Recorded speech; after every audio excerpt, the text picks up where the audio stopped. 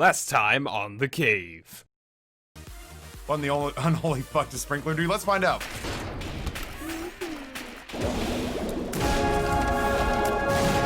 Holy shit! Go! Get in! Get in!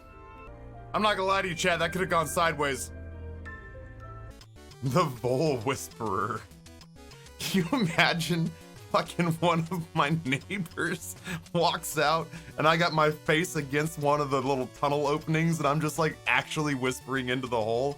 I'm like, I appreciate and value you as an organic individual. You are a sentient being and therefore deserving of my respect. But I too deserve your respect, Vole, and I need you to continue your journey elsewhere. Please, Vole. Just 6 hours. 6 hours of that.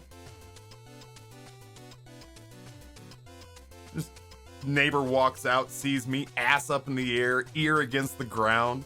Hey, Betsy. Hey, Ryan, how's the Vole problem coming? I don't know. It feels a very one-sided conversation right now. I feel like of all the Voles that could have moved in here, very self-centered. And I think they probably heard me say that.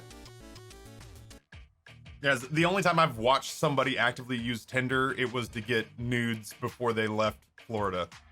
Like we were on a short trip and we were on our way out of town and it was like, oh, look, I got nudes. I could hook up tonight, I think. But instead we should probably go to the airport. And I was like, yeah, cool. It's crazy that it's on tap for you like that. I used to have to work for my booty calls. I used to have to put in the time and effort like an artist. Like a carpenter or a mason.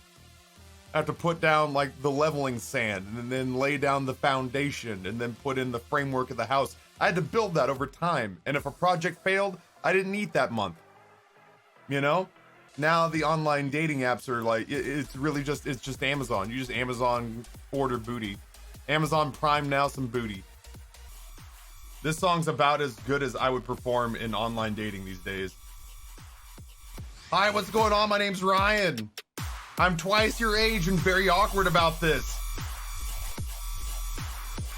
Fools, all of you.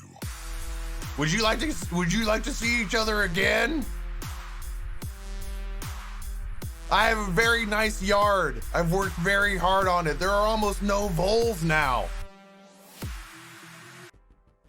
You settled on a hermit crab instead of a dog. I didn't get to settle on Jack. I didn't even get to pick the hermit crab. I spent like $300 over the course of several years on a goldfish because Amber went to the fair and the kids won a carnival game and they came back. I'm not doing this. Why am I even fighting this room? Amber went to the fair, won a 25-cent feeder fish, and then kept it alive in a brand new aquarium for like 4 years until it was the size of a dress shoe. And then we transported it to a koi pond in Virginia Beach. That whole decision was made while I was streaming. Like I got zero input on that, and I certainly got zero input on the Hermie the hermit crab. To which her response was, oh, okay, I guess I've been hurt. She didn't say that. I said that about the game. To which her response was, yeah, my brothers had one as a pet because they were beach people. And I was like, oh, that's cool. You guys grabbed an ocean spider and brought it into your home. Cool. I've seen that thing outside of its shell one time, so for me, it might as well be like a sea monkey. I like how you said that was an easy settlement. Yeah, it was, you know, I still like how it's named Hermie the hermit crab. Catch me dead before I'm getting a sea creature instead of a dog. Honest to God, man, if this stuff didn't exist in the boys' room and the boys' room exclusively, I'd have been like, if that shit found its way into my living room, I don't know what happened. The hermit crab ran into traffic. I couldn't stop it. I tried. He had been saying some really dark shit, and I tried to get him to get help.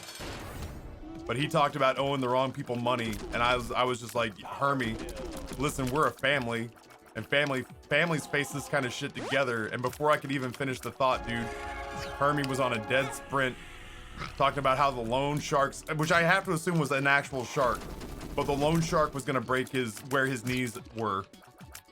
And I was like, that's an incredibly specialized thing for a fish to know how to do, because most of his clients won't have knees. And he was just like, why you gotta make fun of me? And then he was just gone. Traumatizing, really. But to help with that trauma, I got you a puppy. Wah, wah, wah, wah.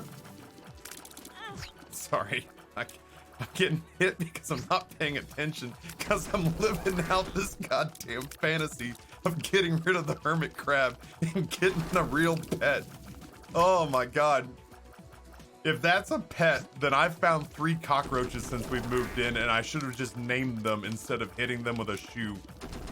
Guess what? Dad and his benevolence have gotten us 3 new pets. I call them Larry, Curly, and Mo, and they're fucking roaches. If hermit crabs taught me anything as a kid, it's don't annoy hermit crabs. One of the first times, just get a goat, nothing can go wrong. I feel like Chat's just trying to see whether or not Amber will forsake her god and divorce me. At one point, I wanted to get like 50 hermit crabs, put them in a giant tank with a bunch of shells with red and blue dots on them, and set up a webcam to see red versus blue. Or get 50 hermit crabs and put them in a tank with 1 shell and just see what happened. That's reality TV formula there.